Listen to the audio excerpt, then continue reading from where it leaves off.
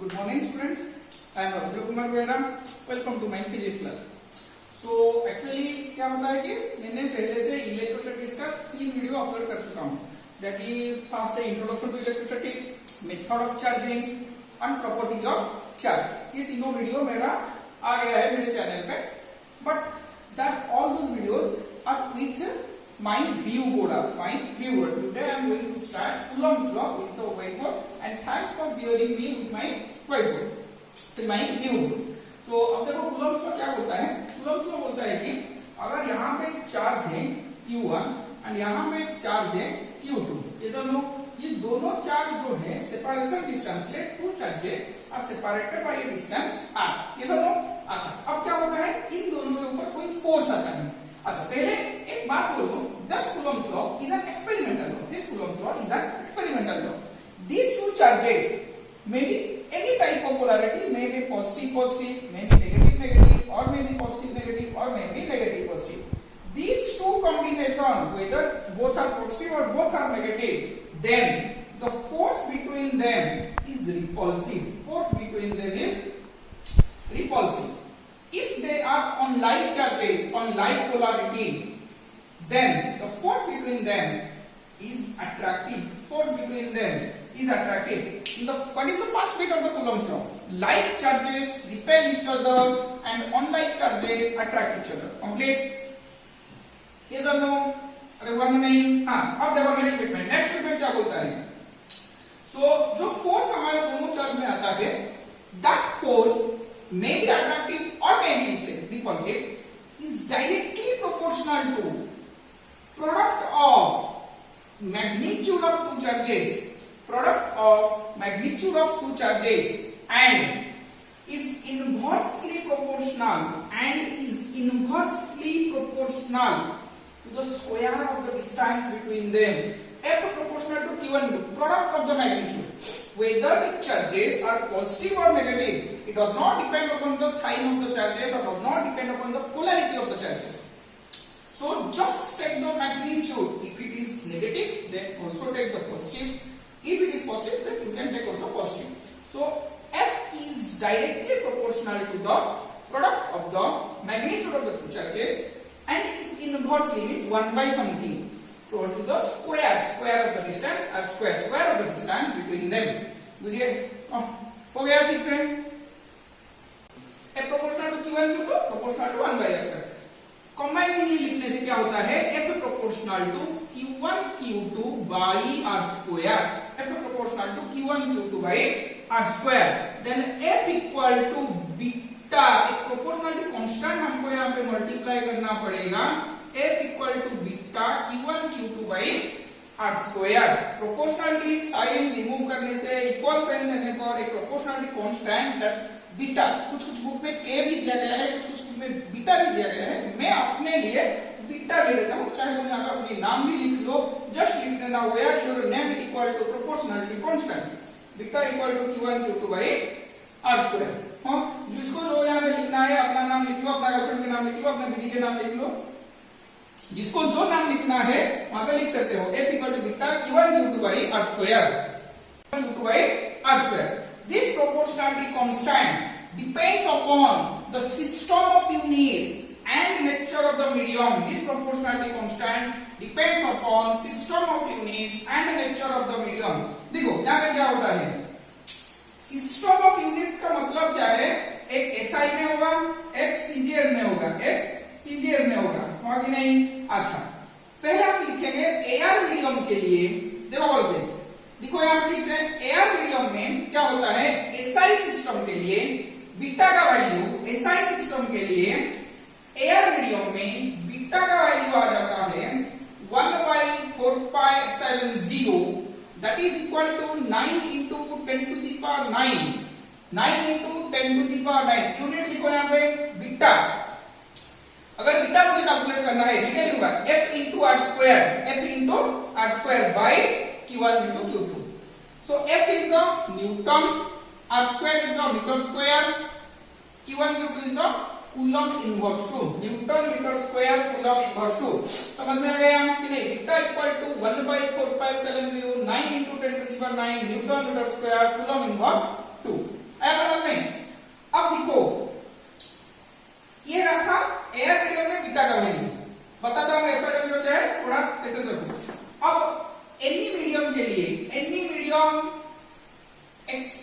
Air medium, other than air medium के लिए क्या होता है ना, beta equal to 1 by 4 pi epsilon 0 epsilon r, 1 by 4 pi epsilon 0 epsilon r.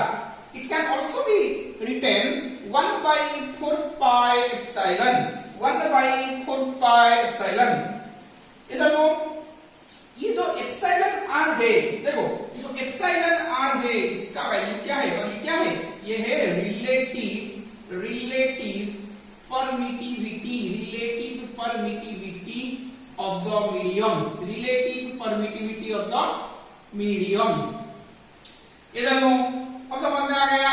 अच्छा, अब देखो मैं लिख लेता हूं, फिर उसके बाद लिखना epsilon equal to permittivity of the medium, permittivity of the medium, and epsilon 0 is the permittivity of free space, permittivity of the free space. हो गया समझ में. देखो एप्सिलॉन है रिलेटिव, एक्चुअली क्या होता है, जो मीडियम में हम चार्ज को प्लेस करते हैं उस मीडियम में एक प्रॉपर्टी होती है, उस मीडियम में क्या होता है, एक प्रॉपर्टी होता है, जो प्रॉपर्टी हमको डिस्क्राइब करता है, जो प्रॉपर्टी हमको देता है, क्या देता है कि दो बॉडी के ऊपर कितने अमाउंट का फोर्स लगेगा. देखो तुम दोनों एयर में हो, तुम दोनों एयर मीडियम में हो, सोच लो कि तुम तुम्हारे गर्लफ्रेंड के साथ एयर मीडियम में हो, तुम्हारे बीच जितना क्लोज कांटेक्ट आएगा, जब तुम पानी में होगे, वाटर में पानी में होगे, तो उतना क्लोज कांटेक्ट नहीं आएगा, तो वहां पे फोर्स के लिए कोई ऑब्स्ट्रक्शन ही आएगा, वहां पे फोर्स के लिए कोई ऑब्स्ट्रक्शन ही आएगा. That type of obstruction is described as relative permittivity of the medium. ये कैसे डिसाइड होता है ना, देखो यहाँ पे ये फॉर्मूला से देखो, epsilon equal to epsilon into epsilon r. Now epsilon r equal to epsilon by epsilon not, epsilon r equal to epsilon by epsilon not. Relative permittivity is the ratio between permittivity of the medium to the permittivity of the free space. आ गया, समझ में आ गया कि नहीं. ये वाला क्या चीज है मेरा, ये वाला मेरा है क्या, एक मीडियम का प्रॉपर्टी. आ गया समझ में. अब समझ में किसको डाउट नहीं है इसमें. अच्छा, ये जो एप्सिलॉन 0 है, ये जो एप्सिलॉन 0 है इसका वैल्यू है 8.85 into 10 to the power minus 12. 8.85 into 10 to the power minus 12. यहां से सॉल्व करके भी निकाल सकते हो, कोई दिक्कत नहीं है इसमें. एप्सिलॉन 0 इधर जाएगा, 9 into 10 to the power 9 denominator में आएगा, वैल्यूज पुट करके तुम सॉल्व कर सकते हो. तो epsilon 0 equal to 8.85 into 10 to the power minus 12. अब ये वाला यूनिट नीचे की तरफ आ जाएगा, तो क्या हो जाएगा ना, newton inverse to coulomb square, metre inverse to coulomb square हो जाएगा. आया समझ में एप्सिलॉन नॉट का वैल्यू. ना किसको डाउट है इसमें. हो गया, अब तक यहाँ पे हो गया. अच्छा, अब दिखेंगे ये जो पार्ट हमने दिखा है एसआई सिस्टम के लिए था, और एयर मीडियम में हमने देखा, एनए मीडियम के लिए बीटा का वैल्यू देखा. अब दिखते हैं वही एसआई सिस्टम में फोर्स में क्या फॉर्मूला आता है. देखो क्वेश्चन दो तरह के आता है, define relative permittivity of the medium according to the physical properties. तो फिजिकल प्रॉपर्टीज से पूछने से तुमको ये डेफिनेशन लिखना होगा. अब देखेंगे एसआई सिस्टम में क्या होता है कि अगर मैं एयर मीडियम के निकालूं, मैं इसको किससे लिखता हूं, F0 लिखता हूं, that is 1 by 4 pi epsilon naught q1 q2 by r square. F0 equal to 1 by 4 pi epsilon naught q1 q2 by r square. अब एनी मीडियम के लिए, except water, except air medium के लिए मैं लिखूंगा F medium equal to 1 by 4 pi epsilon naught epsilon r q1 q2 by r square. आया समझ में ना, समझ में नहीं आया. अब देखो मैं क्या करता हूं, एक डॉटेड लाइन ड्रॉ करता हूं, बहुत अच्छी तरह से देखो हुआ. तो एफ एम इक्वल टू जो 1 by 4 pi epsilon naught q1 q2 by r square, इसका वैल्यू है f0 का वैल्यू. तो f0 by epsilon r, तो हम epsilon r को लिख सकते हैं f0 by fm. आया समझ में. तो हम रिलेटिव परमिटिविटी को ऐसे भी डिफाइन कर सकते हैं, it is the ratio between force between the two charges placed in free space and separated with certain distance to the force between same two charges separated with same distance but placed in any other medium आया समझ में? ना समझ में नहीं आया? हो गया यहाँ तक? यहाँ पे किसका किसी कोई डाउट नहीं है? अरे हाँ ना बोल। अच्छा ठीक है, अब देखो यहाँ पे क्या होता है, हम एक यहाँ पे डिस्क्राइब कर सकते हैं कि अगर मेरा क्या होता है फोर्स बिटवीन फ्री स्पेस। अब बोलो फोर्स बिटवीन फ्री स्पेस ज्यादा होगा या फोर्स बिटवीन एनी मीडियम ज्यादा होगा? Obviously force between free space ज्यादा होगा, क्योंकि यहाँ पे 1/एप्सिलॉन एट टाइम F0 आता है, Fm इक्वल टू। आया समझ में? ध्यान रखो, कोई इसका डाउट नहीं। अब दिखेंगे सीजीएस सिस्टम में हमारा फोर्स होता है ना कि Q1 Q2 ना कि R² पे डिपेंड करता है। कहां पे डिपेंड करता है? Nature of medium and system of units में। नेचर ऑफ मीडियम चेंज होगा, सिस्टम ऑफ यूनिट्स चेंज होगा, तो यहाँ पे वैल्यूज चेंज हो जाएगा। चार्ज का वैल्यू डबल ट्रिपल कर लो, यहाँ पे फोर्स का वैल्यू चेंज हो जाएगा। चार्ज डिस्टेंस वहां पे उसके बीच में चेंज करने से चेंज हो जाएगा। मगर एक्चुअली में क्या होता है, जब हम वही दोनों चार्ज को चार्ज और डिस्टेंस बिना सेपरेट किए अगर हम मीडियम या सिस्टम ऑफ यूनिट्स चेंज करते हैं तो वहां पे भी मेरा फोर्स चेंज होगा। ऐसा समझ में? अब देखो नेक्स्ट पार्ट में देखो सीजीएस सिस्टम में क्या होता है। अपना स्पीड पॉज करके लिख सकते हो, तुम यहाँ पे नोट्स भी बना सकते हो, कोई दिक्कत नहीं है इसमें। अब देखो सीजीएस सिस्टम में क्या होता है। सीजीएस सिस्टम में एआर मीडियम के लिए beta equal to actually any medium, पहले एनी मीडियम लिख लो। सीजीएस सिस्टम में एनी मीडियम में बीटा का वैल्यू क्या हो जाता है 1/k। बीटा का वैल्यू क्या हो जाता है k। What is k? k is the dielectric constant. k is the dielectric constant. आया समझ में? ना समझ में है? k is the dielectric constant. Dielectric constant है जो एप्सिलॉन r जो रिलेटिव परमिटिविटी एसआई सिस्टम में एक मीडियम में करता है, उसका सीजीएस सिस्टम में डाइलेक्ट्रिक कांस्टेंट वही काम करता है। आया समझ में? अच्छा, अब सीजीएस सिस्टम में एआर मीडियम के लिए बीटा का वैल्यू हो जाएगा 1, दैट मींस k का वैल्यू भी है 1।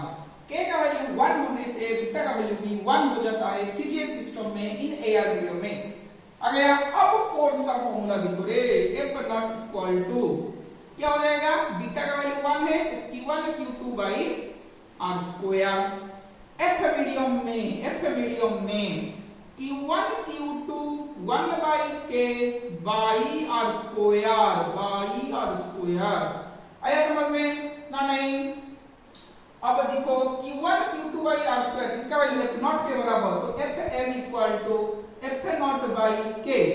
आया समझ में? तो हम यहाँ पे लिख सकते हैं k equal to F0/Fm। k equal to F0/Fm। आया समझ में कि नहीं? Dielectric constant is the ratio between force between two charges placed with certain distance apart in a free space to the force between two charges placed with same distance in any medium। आया समझ में? और dielectric constant and relative permittivity and the properties of the medium आया समझ में? ना किसका कोई डाउट है यहाँ पे? नेक्स्ट को चलेंगे। अच्छा, यहाँ तक क्लियर हो गया। क्वेश्चन आएगा state and explain Coulomb's law of electrostatics, तो यहाँ तक लिखना पड़ेगा तुम लोगों को। अब नेक्स्ट को चलते हैं। हाँ, अब लिखेंगे हमने कूलम्ब्स लॉ का वेक्टर फॉर्म। अब हम क्या लिखेंगे? कूलम्ब्स लॉ का वेक्टर फॉर्म। देखो ये मोस्ट इंपोर्टेंट क्वेश्चन है, क्योंकि हमको यहाँ पे और एक क्वेश्चन देता है कि prove that Coulomb's law is the consequence of Newton's third law of motion. ये हमको प्रूव करना है। ये न्यूटन हमेशा कहीं पे पहुंच जाते हैं। पहले वीडियो में मैंने डिस्क्राइब किया था न्यूटन और टाइम के बारे में, जरा देख लेना उसको। अच्छा था होगा वहां पे बोलना किसको न्यूटन बोलना है और किसको क्या बोलना है। अच्छा, अब देखो क्या होता है वेक्टर फॉर्म। लॉ का वेक्टर फॉर्म हम अब लिखेंगे। देखो कैसे होता है, एक्सप्रेशन क्या है, F equal to beta Q1 Q2 by r square, किसी भी मैं मीडियम के अंदर ले सकता हूं। अच्छा, F equal to beta Q1 Q2 by r square. अब देखो इसे अगर मुझे वेक्टर बनाना है तो force is a vector quantity, force को मैंने वेक्टर बना लिया, बीटा कांस्टेंट है तो ये वेक्टर नहीं है, चार्ज इज स्केलर क्वांटिटी तो ये भी वेक्टर नहीं है, चार्ज इज स्केलर क्वांटिटी ये भी वेक्टर नहीं है, डिस्टेंस वेक्टर हो सकता है, आज डिस्टेंस का स्क्वायर है तो एक फिजिकल क्वांटिटी का और एक वेक्टर क्वांटिटी का डॉट प्रोडक्ट से हमको क्या मिल जाता है, स्क्वायर मिल जाता है, उसी वेक्टर क्वांटिटी का मुझे स्क्वायर मिल जाए तो हो जाता है डॉट प्रोडक्ट में स्केलर फॉर्म। तो मैं आर स्क्वायर को भी वेक्टर बना नहीं सकता, तो मुझे यहाँ पे एक ऐसी चीज यहाँ पे लिखना पड़ेगा, मल्टीप्लाई करना पड़ेगा, जो मल्टीप्लाई करने से इसका मैग्नीट्यूड चेंज नहीं होगा, इसका मैग्नीट्यूड चेंज नहीं होगा, मगर यहाँ पे कोई डायरेक्शन आ जाएगा, तो ऐसा कौन है, ऐसा एक बंदा है और क्या, दैट इज यूनिट वेक्टर, और क्या is the unit vector along the direction of force vector, आया कि नहीं। अब देखो आर क्या का मैग्नीट्यूड 1 यूनिट मल्टीप्लाई करने से इसका वैल्यू चेंज नहीं होगा, और ये वेक्टर का डायरेक्शन भी दे देगा मुझको। अच्छा, अब उसका ये वाला फॉर्मूला याद रखना इंपॉर्टेंट है, F वेक्टर इक्वल टू मैं लिख सकता हूं beta Q1 Q2 by r square, r cap के जगह मैं लिख सकता हूं r vector by r vector का मैग्नीट्यूड, क्या मैं लिख सकता हूं beta Q1 Q2 by r square are vector by r vector का मैग्नीट्यूड, आर वेक्टर का मैग्नीट्यूड जो है वो आर के बराबर है, अरे हाँ या ना, तो आर वेक्टर का मैग्नीट्यूड इक्वल टू आर के बराबर है, तो F vector equal to beta Q1 Q2 R square are vector का magnitude that is R cube, यहाँ पे मेरा बन गया आर वेक्टर। ये और एक फॉर्म है वेक्टर फॉर्म में, आर क्यूब के साथ बराबर हो गया आर कैप से, आया समझ में ना, नहीं, F vector equal to beta Q1 Q2 by r cube into r cap, आया समझ में ना। किसका यहाँ पे बीटा उठे, ये वाला फॉर्म हो गया सबका, अब मैं इसको बिठाऊंगा, अब डायग्राम को चलेंगे। अच्छा देखो अब डायग्राम में क्या आता है, मान के चल Q1 Q2 पे एक फोर्स डाल रहा है, Q1, अच्छा मैं डायग्राम दे दूं और अच्छी तरह से डायग्राम, ये वाला हो गया, स्क्रीन को पास करके लिख लो।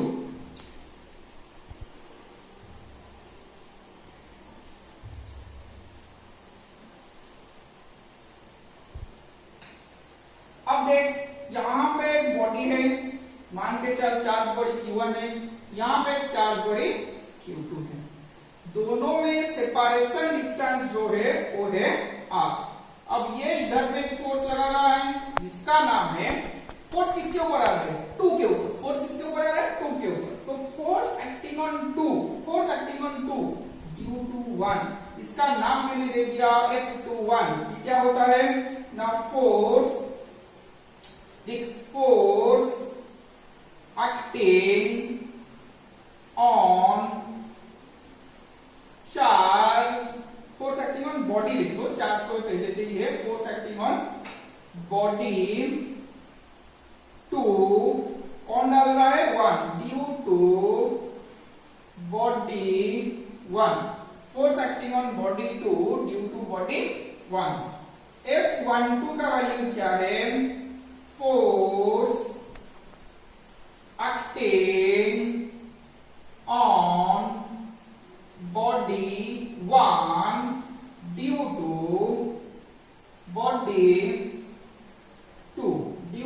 बॉडी 2, आया समझ में कि नहीं, force acting on body 2 due to body 1, force acting on body 1 due to body 2, तो 2 से 1 इधर की तरफ फोर्स लग रहा है, 1 से 2 इधर की तरफ फोर्स लग रहा है, एज्यूम कर लो, हाँ कि नहीं, कोई भी डायरेक्शन तुम लेके प्रूव भी कर सकते हो, कोई दिक्कत नहीं है इसमें, हो गया। अब मैं 1 से 2 तक जाऊं, तो क्या होगा, R12 1 से 2 तक जाऊं तो 1 से 2 डिस्टेंस आएगा, 2 से 1 तक जाऊं तो डिस्टेंस इस तरह का कुछ आएगा, आगे नहीं, R12 2 से 1 इधर की तरफ आया आना ना, अरे हाँ या ना। अब देखो वहां पे r12 का वेक्टर का वैल्यू, यही तो r डिस्टेंस है ना, 1 से 2 मुझे जो डिस्टेंस कवर अप करना है, 2 से 1 भी मुझे वही डिस्टेंस कवर अप करना है, तो दोनों का मैग्नीट्यूड बराबर है मगर डायरेक्शन अलग अलग है, डायरेक्शन अपोजिट है। r12 का vector equal to minus of r21 का वेक्टर, r12 का vector equal to minus of r21 का वेक्टर, हाँ कि नहीं। अब मैं इसको लिख सकता हूं r12 वेक्टर का magnitude equal to r21 vector का मैग्नीट्यूड, अरे हाँ या ना, हाँ या ना, हाँ हो गया। अब इसको एक अलग तरह से मैं भी लिख सकता हूं, यूनिट वेक्टर में r12 का क्या equal to minus of r21 का क्या, अरे हाँ कि ना, अरे हुआ। और इसमें कोई डाउट है क्या, नहीं है। अब देखो पहले से हम शुरू करेंगे फिर से, तो 1 से 2 इधर फोर्स आया, force acting on 1 due to 2, force acting on 2 due to 1 इधर से गया, r12 1 से 2 डिस्टेंस, 2 से 1 इधर से डिस्टेंस, हाँ या ना। तो r12 equal to minus of r21, क्यों, डायरेक्शन अपोजिट है, मैग्नीट्यूड सेम है, यूनिट वेक्टर भी अपोजिट में आएगा। अब इसको हम देखेंगे कैसे आता है न्यूटन का, यहां से देखो। अच्छा अब देखो क्या होता है कि अगर हमें फोर्स 1 2 लिखना है, 1 से 2 जा रहा हूं तो बीटा q1 q2 बाई 1 से 2 जा रहा हूं तो डिस्टेंस क्या आ रहा है, 2 से 1, कंफ्यूजन नहीं होना है बच्चों। तो beta q1 q2 by r21 का स्क्वायर यहाँ पे आ गया, r21 का क्या, क्योंकि f12 का डायरेक्शन इधर है तो 21 का डायरेक्शन भी इधर होगा। अब 2 से 1 लिखो, बीटा q1 q2 r12 का स्क्वायर यहाँ पे हो जाएगा, r12 का क्या, क्यों 21 वेक्टर इधर जा रहा है तो 1 2 डिस्टेंस इधर ही जाएगा, तो r12 का क्या, r12 का स्क्वायर। अब मैं इसको लिख सकता हूं f21 का vector equal to beta q1 q2 by 1 2, 1 2 का मैग्नीट्यूड है तो 1 2 का मैग्नीट्यूड जो भी होगा 2 1 का मैग्नीट्यूड भी वही होगा। यहाँ पे लिखे थे प्रीवियस में, देखो r12 का क्या जो है माइनस ऑफ r21 क्या भी वही है, अरे हाँ या ना। अब देखो f21 का वेक्टर इक्वल टू, ये माइनस साइन मैंने आगे ले लिया, बीटा q1 q2 r21 का क्या बाई r21 का स्क्वायर, दैट इज f21 का वेक्टर इक्वल टू, अब ये किसके बराबर होता है, देखो f12 के बराबर बीटा q1 q2 r21 का स्क्वायर, r21 का क्या, तो माइनस ऑफ f12 में लिख सकता हूं। अब ये क्या आ गया, देखो नया चीज क्या आ गया कि दो फोर्स इक्वल है मगर एक नेगेटिव साइन है, तो क्या रिप्रेजेंट करता है, these two forces are equal in magnitude but opposite in direction, are equal in magnitude but opposite in direction, so these are action reaction pair, these are action reaction pair। क्या ये बोलता है, ये बोलता है कि एक्शन रिएक्शन पेयर कभी एक ही बॉडी में आ नहीं सकते, दो अलग अलग बॉडी में आने चाहिए, ये इसके ऊपर कुछ फोर्स डालता है, ये इसके ऊपर कुछ फोर्स डालता है, हाँ कि नहीं। तो ये अगर एक्शन डालेगा तो ये रिएक्शन डालेगा, वही बात ये दिखाता है कि these two forces are equal in magnitude but opposite in direction, these are action reaction pair which implies Newton दिया गया यहाँ पे, which implies Newton's third law of motion, that is the consequence of Coulomb's law is the consequence of Newton's third law of motion। आ गया समझ में, आना। हाँ अब देखो नेक्स्ट पार्ट में क्या लिखते हैं हम, f12 का वेक्टर इधर ले आएंगे तो प्लस हो जाएगा, f12 का वेक्टर प्लस f21 का वेक्टर इक्वल टू 0 का vector equal to 0, not the vector. क्या बोलता है ये, total force in a system is equal to 0, that means Coulomb's force is conserved, Coulomb's force is conserved, it is a conservative force, it is a conservative force। आया समझ में कि नहीं, अरे हाँ या ना, यहां तक हो गया। अब देखो दूसरा प्रॉपर्टीज, पहला प्रॉपर्टीज में क्या लिखना है, action reaction pair, mutual force, क्योंकि ये इसके ऊपर जितना डालता है ये इसके ऊपर कितना फोर्स डालते हैं, तो these are mutual force, action reaction pair and it is a conservative force. अब देखो फोर्थ प्रॉपर्टी क्या लिखना है, फोर्थ प्रॉपर्टी क्या लिखना है। अब फोर्थ प्रॉपर्टी में क्या आता है, मुझे क्या मिला, मुझे मिला कि ये मेरा वही एक्शन रिएक्शन पेयर है। एक्शन रिएक्शन पेयर, एक बंदा आया बोला कि सर ये एक बॉडी है, चार्ज Q1 है, ये एक बंदा है, चार्ज Q2 है। मान के चलिए यहाँ पे कुछ फोर्स लग रहा है, force acting on 1 due to Q2, इधर लग रहा है F21। क्या ये दोनों कूलम्ब फोर्स हो सकते हैं? देखो वो तो बोला कि सर हाँ ये तो एक्शन रिएक्शन पेयर है, अपोजिट डायरेक्शन ऊपर ऊपर नीचे नीचे लग रहे हैं, तो ये तो एक्शन रिएक्शन पेयर है। और यहाँ पे क्या होता है, अपोजिट डायरेक्शन पे भी आ रहे हैं। क्या ये हो सकता है कूलम्ब फोर्स? नहीं, यहाँ पे कूलम्ब फोर्स थोड़ा मॉडिफाइड हुआ। क्या बोला, अगर देखो और ये मैं पेन पकड़ा हूं, अब देख ठीक से, अगर इधर से एक फोर्स आएगा, इधर से एक फोर्स आएगा, दोनों है ना, इधर है, तो ये दोनों कैसे आएगा कि ऐसे रोटेट होना। देख इधर से मैंने कुछ फोर्स दिया, इधर से तूने कुछ फोर्स दिया, तो ये का बॉडी रोटेट होते ही जाएगा, रोटेट। तो बॉडी के ऊपर अगर इक्वल एंड ऑपोजिट फोर्स, हम जो चार्ज में पढ़ रहे हैं, दो इक्वल एंड ऑपोजिट फोर्स इससे पढ़ना चाहिए जिसका समेशन कंजर्वेशन, जब जिसका सम ऑफ द टू फोर्सेस 0 होना चाहिए। ये दोनों 0 तो होंगे मगर बॉडी मोशन में आ जाएगा, 0 होंगे बट बॉडी मोशन में आएगा। बॉडी यहाँ पे मोशन पे नहीं आना चाहिए, बॉडी यहाँ पे इधर दो देख, इधर दो फोर्स पड़ रहा है, तो बॉडी यहाँ पे मोशन पे नहीं आना चाहिए। इधर डालने से बॉडी रोटेट करना स्टार्ट करेगा, रोटेट करना, खुद अपने पेन से भी ट्राई कर सकते हो, रोटेट करना स्टार्ट करेगा। तो यहाँ पे मॉडिफाइड क्या आया कि जो कूलम्ब फोर्स है वो कैसे एक्ट करेगा, जो कूलम्ब फोर्स है वो कैसे एक्ट करेगा ना, सेंटर से एक्ट करेगा। कहां से एक्ट करेगा? सेंटर से, मतलब दो चार्ज बॉडी के सेंटर को एक्ट करना चाहिए। जो लाइन उनके सेंटर को जॉइन कर रहा होगा उनके ही डायरेक्शन पे, उस लाइन के डायरेक्शन पे ही एक्ट करना चाहिए। Force acting on 2 due to 1, force acting on 1 due to 2। आया समझ में? ये इक्वल है, अपोजिट है, सेंटर को ला कर रहा है, बॉडी में मोशन नहीं कर रहे हैं, तो क्या बोलते हैं हम उसे, as the coulomb force is acting along the line joining the center of the two charged bodies, so Coulomb's force is a central force. Coulomb's force is a central force. आया समझ में यहाँ तक? अरे हाँ या ना? आया समझ में? हाँ। अब देखो ये जो डिस्टेंस है उसमें, ये जो डिस्टेंस है, ज्यादा डिस्टेंस लेने से ये एक्ट नहीं करेगा, वहां पे Coulomb's force होल्ड नहीं करेगा।